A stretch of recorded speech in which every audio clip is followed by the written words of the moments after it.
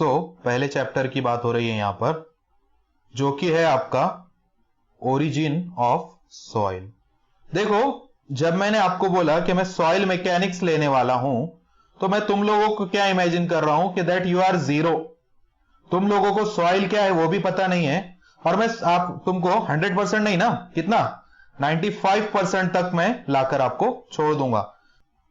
So I am considering that you are just zero. तुमको यह भी नहीं पता है कि सॉइल क्या है, और वहां से मैं तुम लोगों को हीरो बनाने वाला हूं जीरो से, मतलब 95% का मैं कवर करने वाला हूं इसमें सिलेबस। तो चलो बात करते हैं। अभी ओरिजिन ऑफ सॉइल की बात हो रही है, तो मैं शुरुआत करता हूं ना, आपको सॉइल क्या है वो बता देता हूं।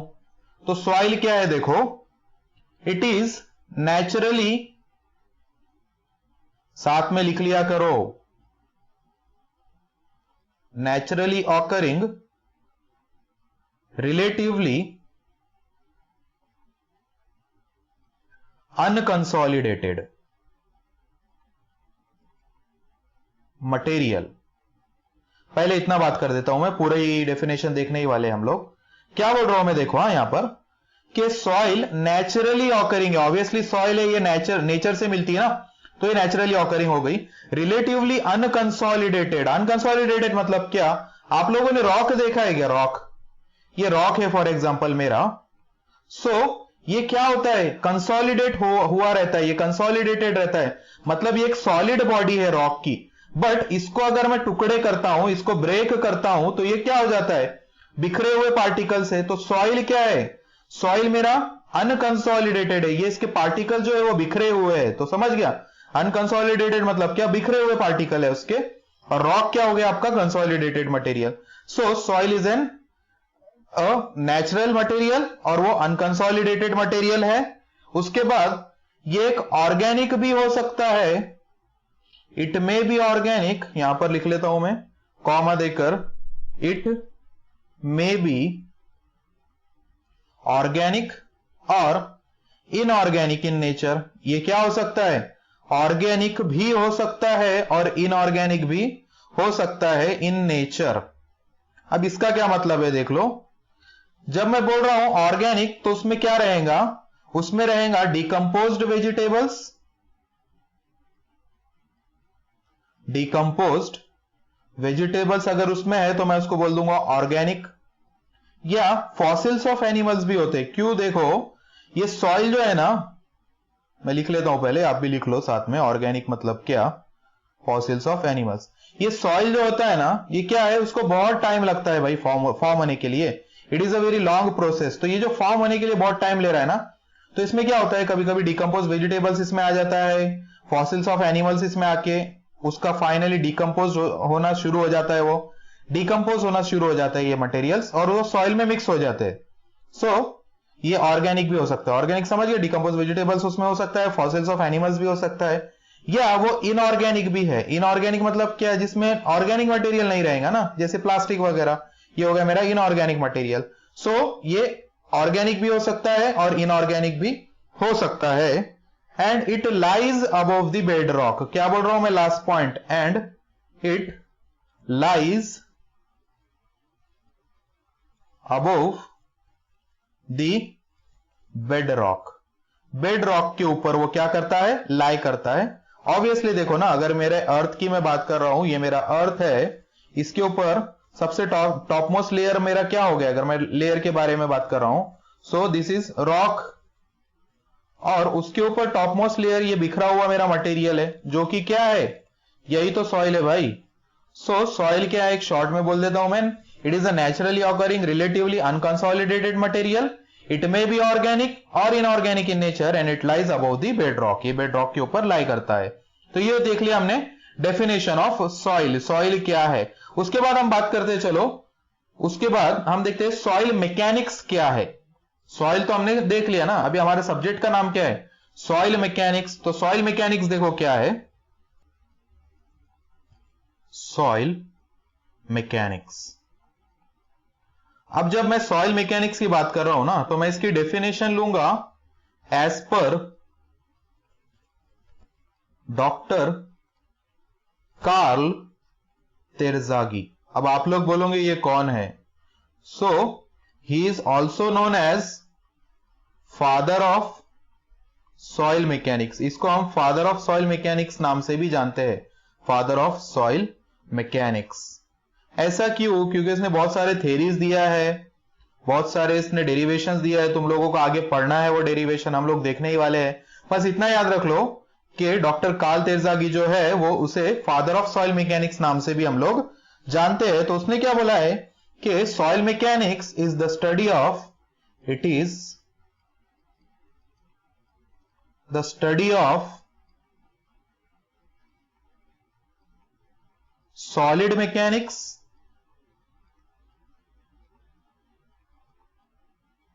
उसके बाद hydraulics and chemistry related engineering problems.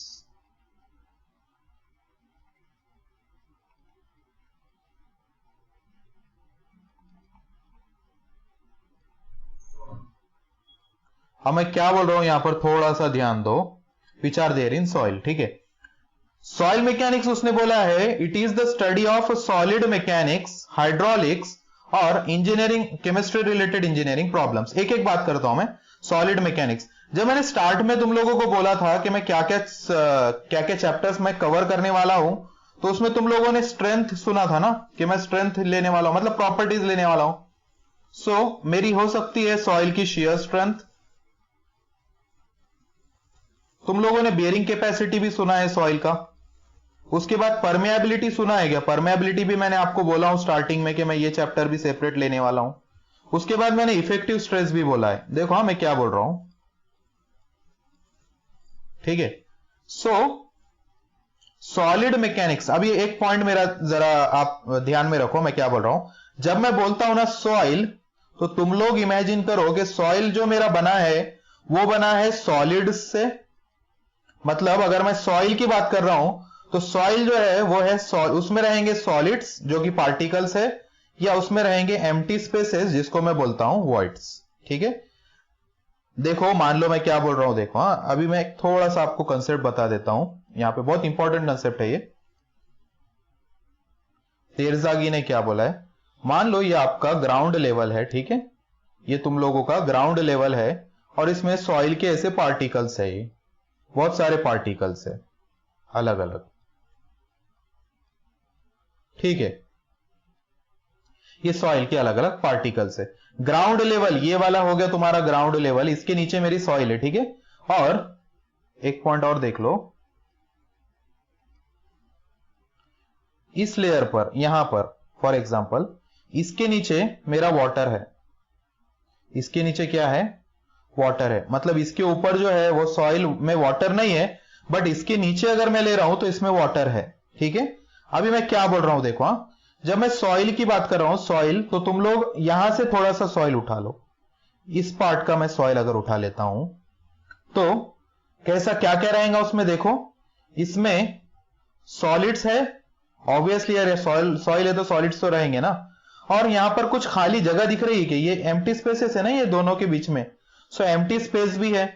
अब वॉइड्स में मुझे बात बोलो यहां पर, मतलब एम्प्टी स्पेसेस मतलब ही वॉइड्स, हाँ ओके, ये एम्प्टी स्पेसेस मतलब ही वॉइड्स।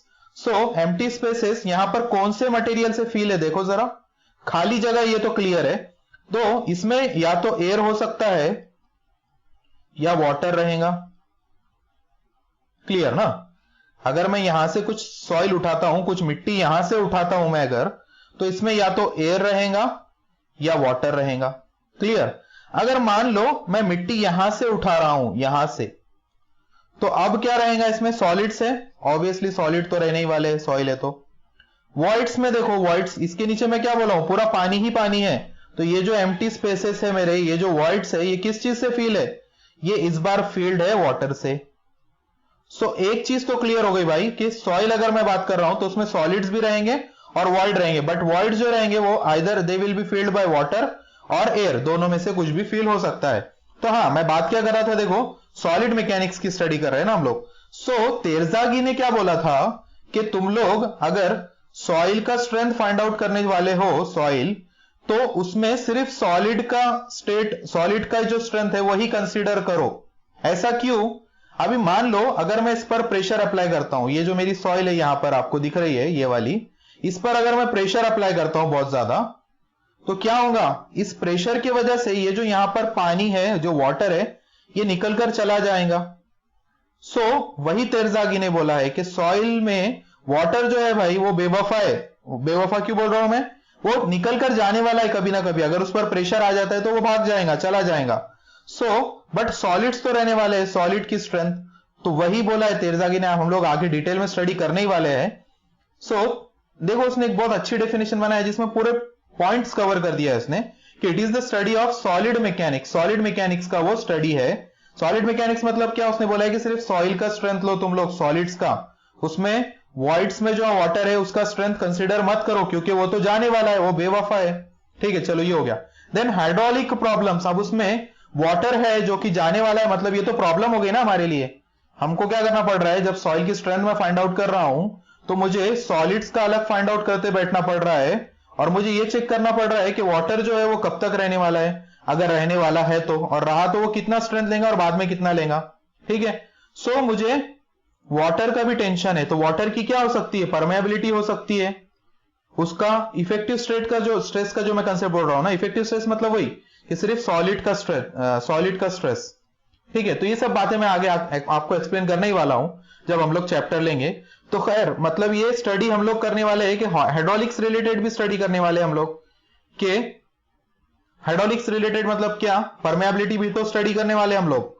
तो सॉलिड मैकेनिक्स पहले स्टडी करने वाले हैं, मतलब सॉइल की स्ट्रेंथ वगैरह फाइंड आउट करेंगे, बेरिंग कैपेसिटी फाइंड आउट करेंगे, इफेक्टिव स्ट्रेस फाइंड आउट करेंगे।